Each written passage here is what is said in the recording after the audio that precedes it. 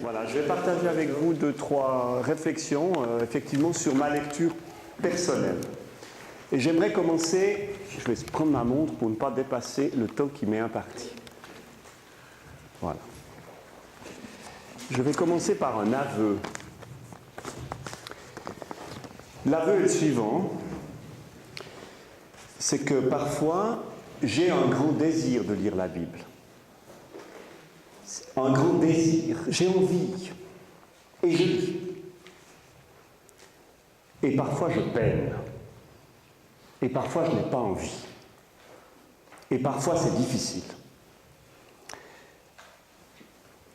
Et j'oscille, pas 50-50, mais j'oscille parfois en lien avec mes temps de la vie, avec ce que je vis professionnellement, ou familialement, ou conjugalement, ou la vie, quoi, ou avec les enfants. Donc le désir contre les moments où je n'ai pas envie, où c'est difficile, où cette lecture me demande un effort, mais elle m'en demande toujours, même quand j'ai envie. Et c'est peut-être déjà un indice, cet effort que cela me demande, un indice parce que personnellement, les lectures qui me conduisent à l'essentiel, les lectures qui me font grandir, me demandent toujours un effort. Elles ne sont jamais évidentes. Ça, c'était le premier point, c'était l'aveu. La méthode. Comment est-ce que je lis ? Je commencerai de nouveau par un aveu. Je peine avec les guides de lecture. Je peine avec les lectionnaires. Je peine... Non pas que je leur reproche quoi que ce soit, c'est moi qui peine avec. Je peine avec les guides, qu'ils soient proposés par telle communauté, par telle église, qu'ils soient virtuels ou imprimés, je peine. J'arrive à les utiliser quelques jours, mais je n'arrive pas à les utiliser quelques années à la suite. Je peine. C'est ma difficulté. En revanche, je le fais volontiers si je suis en retraite avec, en communauté avec, pris dans un corps d'hommes et de femmes, et que ces textes-là, lus tous les jours, plusieurs fois peut-être, alors là je peux. Mais seul, je peine avec les guides de lecture. Je peine notamment parce que souvent les textes, parce qu'il y a souvent un texte qu'on lit de verset en verset ou de péricope en péricope, et puis il y a d'autres textes qui font écho. Et souvent les textes en écho, moi j'en aurais vu plein d'autres, et je n'y retrouve pas. On est toujours dans la déclaration subjective, on est bien d'accord. Alors comment est-ce que je lis ? Alors je dirais qu'il y a deux axes dans mes lectures. D'abord, je lis volontiers des livres en entier. C'est-à-dire un livre biblique de A à Z. Alors, soit j'ai quelques heures et je peux y aller, soit je vais étaler cette lecture, ça dépend aussi de la longueur du livre, bien sûr, sur une période. Mais pourquoi je lis le livre en entier ? Parce que j'ai l'impression que je vais capter quelque chose du mouvement. Et pas juste de la photographie. Si vous arrivez à imaginer, au début de la photographie, par exemple, quand on photographiait un cheval en train de courir, on a le cheval en train de courir, etc. On a des instantanés. Puis quand on a passé au cinéma, on s'est posé une grande question pendant un moment, avant de passer au cinéma. Au fond, est-ce que le cheval, quand il court, il a toujours un sabot au sol ou pas ? Non, mais c'est une vraie question qu'on s'est posée. Et on a pu y répondre à un certain moment quand on a pu avoir l'ensemble des images. C'est-à-dire que si on n'a pas l'ensemble, on perd quelque chose, parfois du mouvement. Et c'est pour ça que j'aime à lire un livre en entier, que j'aime à lire un évangile, le traverser comme ça, quitte ensuite à reprendre tel ou tel, mais j'aime ça. Et quand je ne lis pas comme ça en entier, alors j'aime traverser avec une thématique. Il y a une question qui me taraude et que je vais agripper, me battre avec en lisant tel ou tel texte en lien avec cette thématique. Ça, c'était un point concernant une des méthodes. M'accompagne dans ces lectures d'autres lectures. Bon, il se trouve que j'aime lire.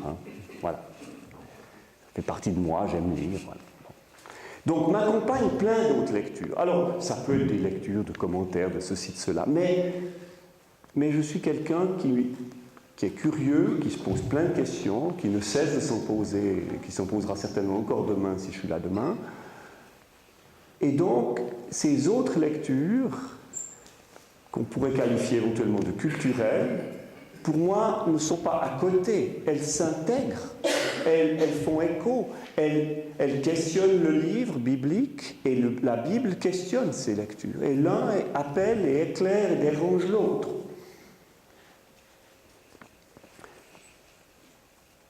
Donc, ces lectures sont importantes, parfois parce qu'elles me dérangent.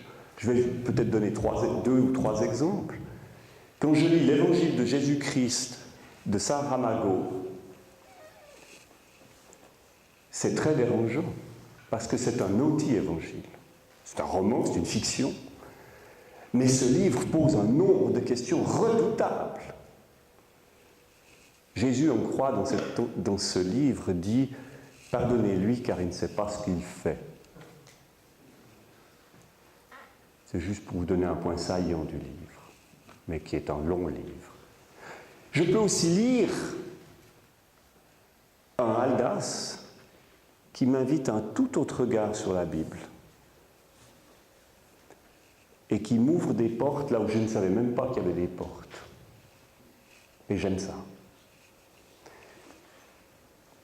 Je peux lire un De Luca, qui est un fou de la Bible, qui la lit tous les jours, qui la traduit tous les jours, mais qui ne confesse pas. Et tous ces gens m'interrogent, m'interpellent, et m'accompagnent dans ma lecture personnelle de la Bible. Maintenant, quelle est ma clé de lecture? Pour autant qu'il y ait clé. Alors ça va être banal, bien sûr, parce que je vais vous dire que c'est le Christ. Mais ça m'amène à souligner une chose, c'est que pour moi la Bible n'est pas la parole de Dieu. C'est le Christ la parole. Et cette Bible me met, avec l'aide du Saint-Esprit, me conduit à entendre une parole d'un autre. Mais la parole, c'est lui. Et j'aime que ce Christ ait dit « Je suis le chemin, la vérité, la vie ». Je suis, pas j'ai la vérité.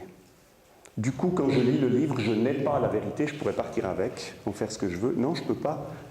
Parce que si c'est « je suis », ça ne se joue pas dans un savoir, mais dans une relation. Et pour moi, c'est fondamental. Être en relation, c'est tout autre chose que le savoir. Et là encore, a-t-il dit ceci ou a-t-il dit cela? Je suis attentif au mouvement. Et le mouvement du Christ, qui va conduire à la passion et à la résurrection, il dessine, il est assez clair quand même.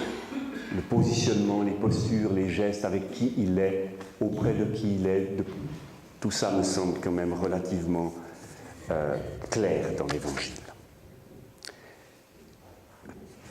Maintenant, je suis aussi très attentif à l'histoire. Et l'histoire, elle est lourde, y compris dans la lecture de la Bible. Parce que qu'est-ce qu'on n'a pas créé comme lourdeur, comme horreur, avec des textes? Les femmes, les autres, les étrangers, les homosexuels, ceux qui ont une couleur de peau qui n'est pas la bonne. Qu'est-ce qu'on n'a pas utilisé les textes pour dominer avec les textes? Et ça, j'y suis très attentif. Et je suis très attentif à ces passages qui parlent des petits, de ceux qui ne sont pas instruits, mais qui sont peut-être plus sages que les intelligents. Et ça, je ne l'oublie pas. parce que parfois j'ai l'impression que les théologiens, c'est un peu la version moderne des pharisiens. Ils savent beaucoup de choses, mais ils passent à côté de l'essentiel. Et comme je suis théologien, ça m'interpelle très très très profondément. Et puis je retiens des témoins stimulants, j'en citerai deux. Le dernier Bonhoeffer, c'est-à-dire celui qui est au fond de sa prison, et puis évidemment Martin Luther King. Je ne vous surprends pas. Donc pourquoi je lis la Bible? Et je vais conclure.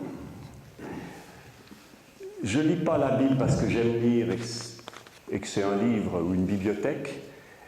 Je lis la Bible parce que c'est un livre qui me lit. Il me lit. Et il me dit deux, trois choses importantes. Il me dit que je suis précédé. Il me dit que je suis reconnu. Donc je n'ai pas à chercher la reconnaissance, je l'ai. Ça me paraît assez intéressant aujourd'hui. Et puis, il me stimule, il me dit « Tu aimeras ton prochain comme toi-même » et je vous promets que moi, dans le « Tu aimeras ton prochain comme toi-même », ce qui me fait le plus de difficulté, c'est la fin de la phrase. Et je ne plaisante pas en vous disant cela. Alors, j'aimerais bien connaître certains textes par cœur. Pas là, mais par le cœur. C'est-à-dire qu'ils descendent de ma mémoire, capable de juste répéter « Tu aimeras ton prochain comme toi », qu'ils descendent au plus profond. Parce que ce jour-là, alors, je crois que je vivrai encore mieux qu'aujourd'hui, que je serai plus témoin de celui qui donne sens à ma vie. Je vous remercie.